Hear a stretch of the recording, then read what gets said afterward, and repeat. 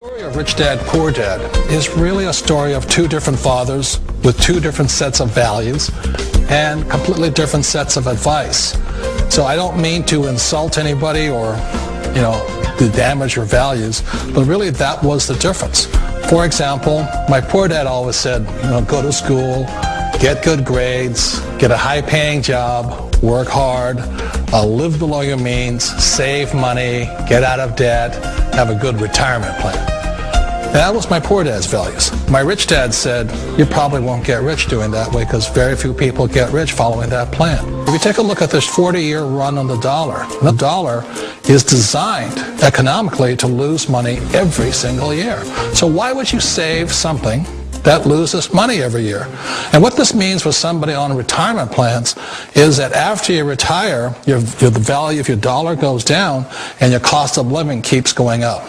To my rich dad, that was bad advice and made no sense. Again, it was different values. An important diagram my rich dad showed me when I was a little boy was a diagram known as a cash flow quadrant.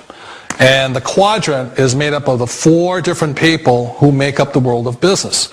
So my rich dad said, in the world of business, there's E's. And E's stand for employees. An employee, he says, you can always tell who they are by their core values. And what the employee, whether the president or the janitor of a company, will always say the same words. The words are, I'm looking for a safe, secure job with benefits. That's what makes them an employee, because their core values are security. The other one of the four is the S, or the small business owner or the self-employed. And again, their core values will cause them to use the same words, which are, if you want it done right, do it by yourself. S means they're also solo. They're generally one-person act, or they operate by themselves. On the right side of the quadrant are the B's. And what Rich Dad said the B stood for was big business, or like Bill Gates. Forbes defines big business as 500 employees or more. And their words are different. They say, I'm looking for a good system, a good network, and the smartest people I know to help run my business. So they're unlike the S. They don't want to run the company by themselves. They want smart people to run their companies for them. And then the fourth of the quadrant is the I, and I stands for investor. These are people who have money work hard for them. These people are people who have people work hard for them. And these are the people that work hard for the rich here. So early on in my life, it was my poor dad who always said to me, Robert, go to school so you get a high-paying job. And so my poor dad's core value was to be an employee. He wanted job security, promotions, a steady paycheck, and all this. And so it was my rich dad who said to me, he says, Robert, if you really want to be rich, learn to build businesses. It made more sense to him to work hard to build a business, something you owned, and something you could pass on for generation to generation to your kids. Whereas my poor dad said work hard, but my rich dad said, why would you work hard for something you'll never own and you can get fired from right away? Again, that was the difference in values.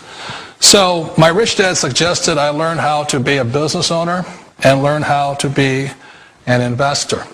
And that's one of the big differences. On this side of the quadrant, these people here work for security. They work for money also. On this side over here, their key value that they want is they want freedom. They don't want to have to work at a job anymore. They don't want to have to work for the rest of their lives. So the beauty of building a business and learning how to invest is very simply that this is passive income. You work hard for a few years, but possibly for the rest of your life, income keeps flowing to you. One of the reasons I consider a direct selling business a perfect business is very simply because the company will work with you to get the business skills that make you rich. Always remember that it's not money that makes you rich, it's business skills. And that's why it's a perfect business. They'll take as long as you like to get the skills to make the money. And that's a lifetime skill thing.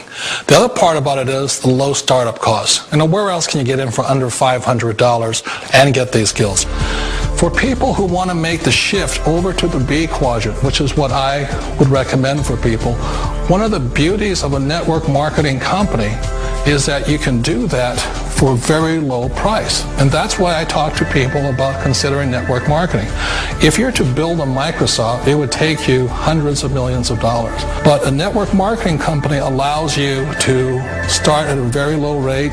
They'll be patient with you. They'll take their time to transition over here. And the reason why that time is so important to most people is it takes time to change those values.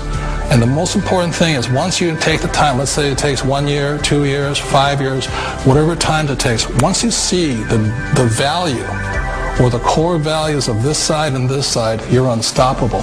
Today, I would never go back and get a job. Why should I? I'd rather stay on this side, build companies, pay less taxes, and make more money. But the key is a person needs to change the values from my poor dad to the values of my rich dad. And that's one of the beauties of network marketing companies. They allow you the time, and at very low cost, they'll work with you to make that transition over there. The number one asset a person can build is build a business. That is the smartest thing you can do.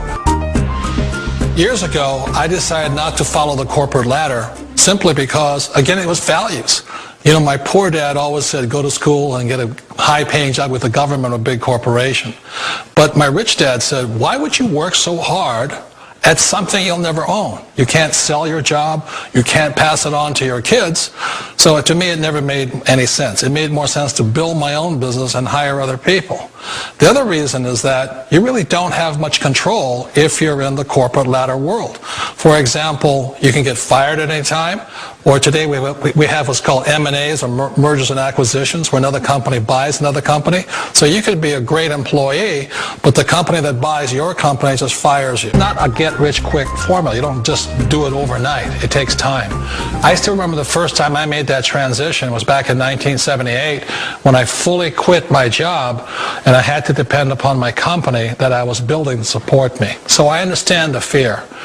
The beauty, the most important thing to remember is this. There's two kinds of people in the world. There are the types that will say, you'll never make it.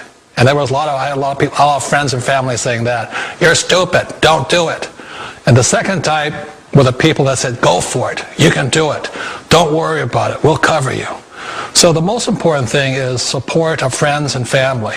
One of the beauties of a direct selling company is that they provide that personal support to you for as long as it takes you to make the journey from the left side to my rich dad side. One of the challenges of being self-employed is that you're your own boss. You're the solo act. Like in the S quadrant, you're the individual.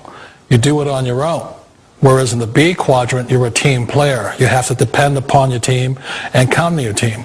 So the problem with being an S is that, let's say you're in a traffic accident, there goes your income.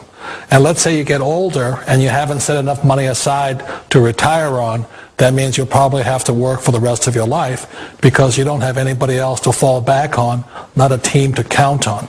So one of the problems with the S, although most people say it's the most satisfying of all work, it is a solo act, and you're totally on your own. Personally, I'd rather be a member of a team if they can count on me and I can count on them.